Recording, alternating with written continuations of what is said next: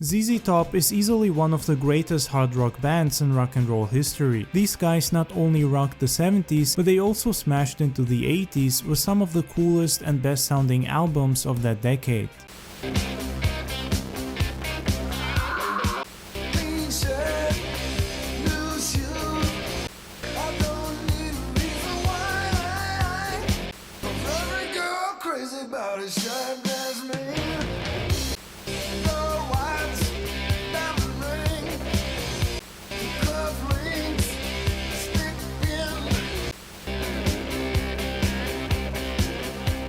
There's a special kind of cool that can't be faked, a kind of vibe and aesthetic that doesn't chase trends, doesn't beg for attention, or even tries to be badass, it just is. That's exactly how I always saw ZZ Top. I mean, these guys had some of the purest, most raw rock and roll songs ever written, because these guys even looked like outlaws on the run from the law, armed and dangerous with a heavy dose of heavy rock.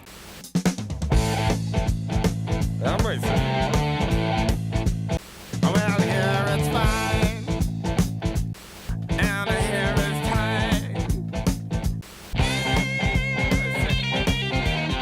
They didn't have to try and look cool or chase any trends because they are the true definition of what it means to be badass and cool as fuck. When you hear them play, Billy's voice and guitar just stays in your head and makes you wanna headbang. I mean, his guitar sound has always been one of my favorites because it was so diverse and different, and you can also clearly hear how strongly ZZ Top influenced bands and musicians such as the Black Keys, Jack White, or the White Stripes.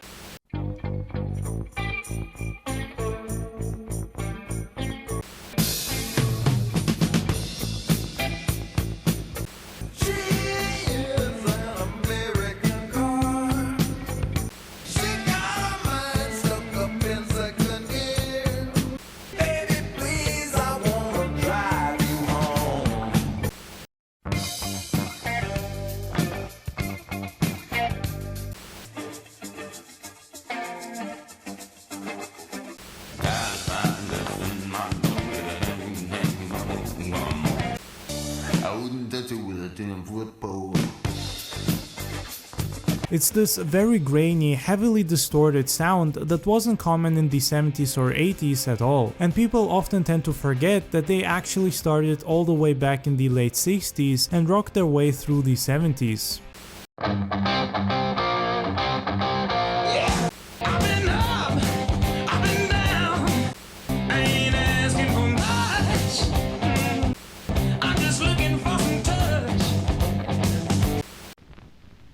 ZZ Top, that little old band from Texas. Get high, everybody get high. Get high, everybody get high. Boogie children.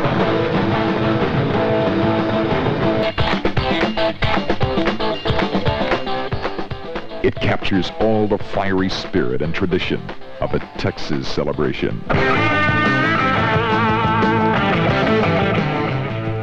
Fandango, the new album by ZZ Top, on London Records and Ampex tapes. Cause for celebration.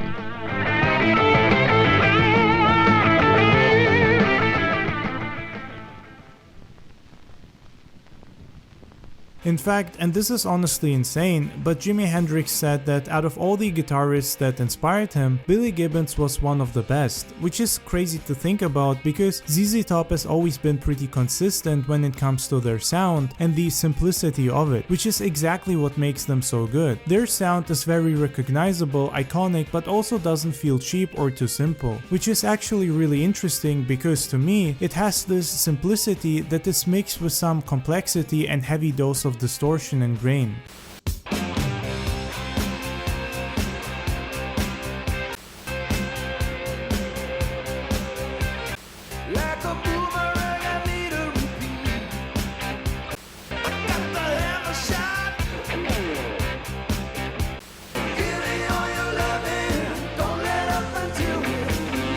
Some of their songs go really hard and Billy can work that guitar like few others could, but on the other hand, their songs are very consistent in the sense that they mostly rely on power chords and a linear progression. Their music was always easily recognizable because of how memorable it was. They didn't indulge in massive guitar solos or flashy visuals. They didn't try to stand out by wearing tons of makeup, hairspray, and over-the-top outfits. Not that there's anything wrong with any of that, I love glam metal. But in the late 70s and 80s especially, a lot of bands were jumping on the glam train because it was getting extremely popular and they wanted a piece of that glory and underage groupie ass.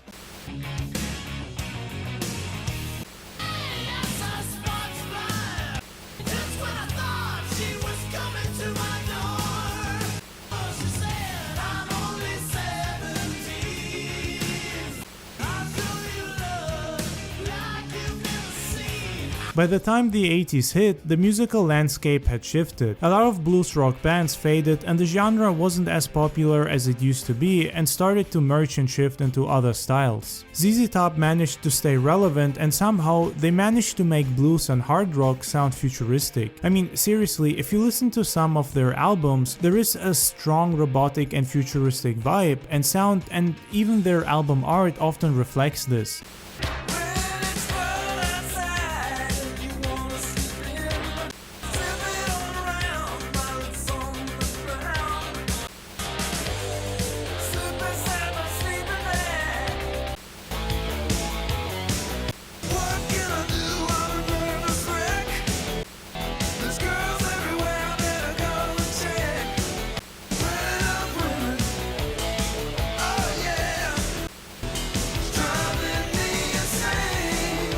Like they came from another dimension, hard rocking and blasting badass rock and roll. Synth was all over the 80s and I feel like that just made them an even better band because they were willing to experiment without sacrificing their original sound and DNA. It shows that they never forgot the faces of their fathers.